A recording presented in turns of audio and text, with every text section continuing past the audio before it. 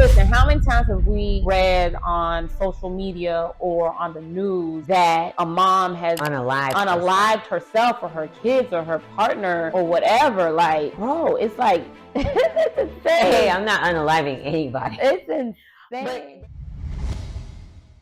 Welcome back to the Besties Speaks podcast. I'm Germany. Nicole.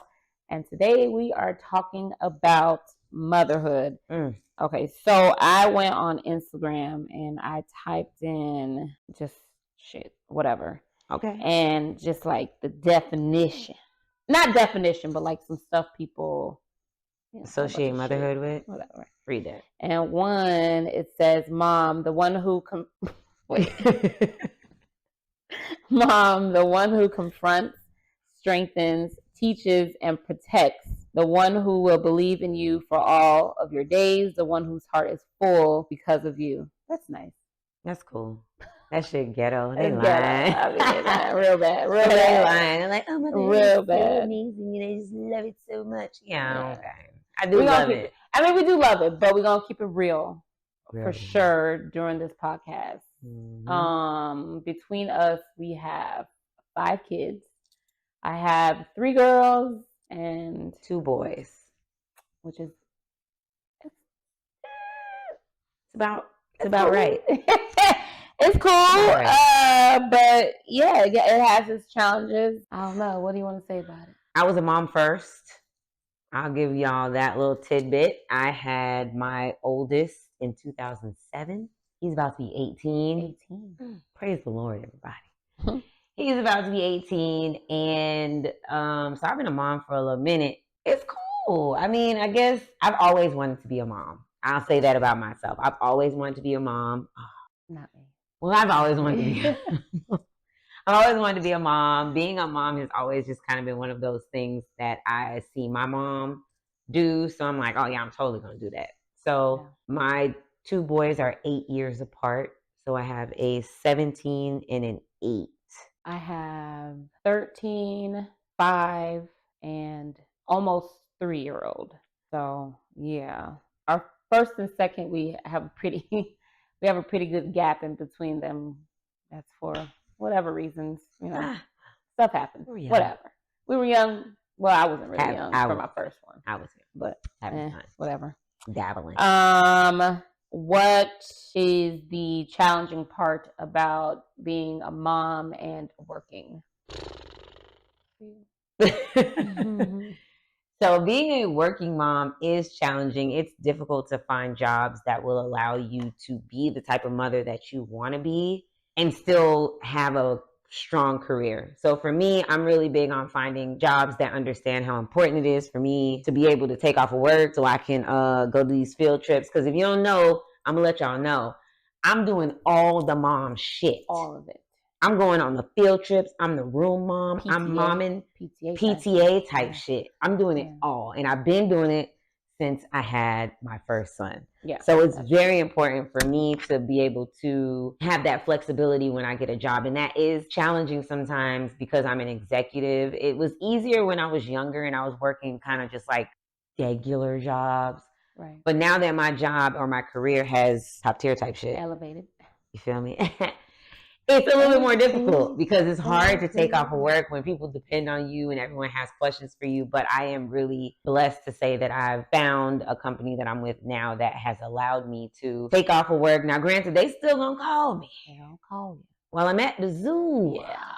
But I still can take that day off and spend time with my kids. So I think the most challenging part is that it's finding the balance between work and home life. Coming home after work, sitting at the computer because and just making sure that do what you gotta do. My kids are taken care of. But it pays the bill. It does. We've had conversations about like me having somebody and her being single and how that can affect some of the dynamics. For me, I'm gonna be like a buck, as honest as possible for me.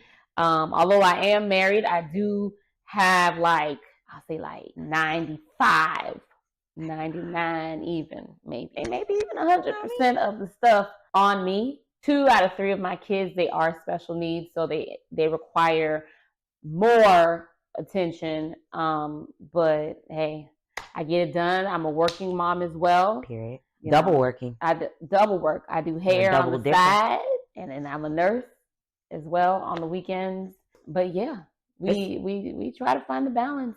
We do what we can. And big ups to the other moms that are out there that's just like us. Either you are single or you're married still single. I mean, I don't know. I was gonna say, I'm gonna tell the story. Tell the story. How I was leaving Aldi's. Oh, Aldi's. I was leaving Aldi's because I go to Aldi's a lot. I ain't gonna hold y'all. Holla at Aldi's. You know what I mean? Shout out to Aldi's. If y'all want to sponsor us, hey, I like y'all brutes. But anyway, so I'm leaving Aldi's and I see a vehicle that I recognize. I'm like, yo, I know this person. I roll my window down. I'm like, hey, what are you doing? This mom. Yeah. She was sitting in the car eating some food. Eating. By herself. And she looked at me and she said, this is the only time sometimes that I got a little peace. I said, you know what? Yo, there's no judgment in my space. I feel you. Not one. So I think that's one of the biggest things that we like to also push out there for y'all moms. You're going to need to take some time to yourself. Very important. Take time for yourself. Mm-hmm. Don't feel like your kids are okay. They will be okay. We suffer from mommy guilt sometimes too when we do stuff and, be like, dang, what about our kids? They will be all right, because when mom's all right, everything else falls in line. The kids will be all right. The house will be all right. So if you don't take care of your mental, take care of your physical, things could go down real bad. Talk about your nonprofit. So I have a nonprofit and it's called A Flow Space, and it is basically a nonprofit that supports moms, not just single moms, but just moms' mental health in general. I'm sure none of y'all know, but my mom suffered from mental health, and I know that becoming a mom was really important to her, but I know that she struggled a lot balancing work life, because she was also an accountant, and struggling being a mom and just finding her own identity and also having her own mental health struggles. So I started this nonprofit and I'm working really hard to get it up and going, but it's basically going to provide support to moms in general, single, married and single moms, whatever kind of mom you are. We want to support you, and we want to have events where moms could just sit around and just shoot the shit. If I could be honest, I want to provide free babysitting care for the kids, and moms just sit around. I don't care if we sit around and do vision boards, a movie night, just something to be around like-minded women who care about their kids and who just need a break and just need to talk. Because sometimes we need a space just to talk. If you want to scream it out, you want to cry. Look, I'm good for crying. I'm not. I'll cry right now if you need me to. But sometimes you need to cry. You need to scream.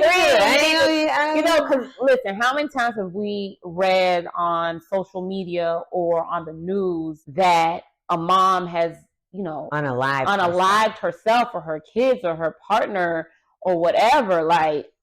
Bro, it's like, it's insane. Hey, I'm not unaliving anybody. It's insane. But there are times where I do get overwhelmed. Absolutely. I get overwhelmed. Absolutely. We lean on each other a lot too. We're both very grateful. Well, I'm very grateful that I have a friend like her that I can definitely lean on and be like, I ain't with it today. Today is one of them days. It's just one of them days. Okay. All right. I mean, sometimes you have one of them days. Yeah. Or a lot of those days. A plethora. So I know people always be in my Instagram and stuff being like, you're such a great mom. And I be like, bro, listen, I be struggling. I know it looks good, right? I make it look real good, real easy.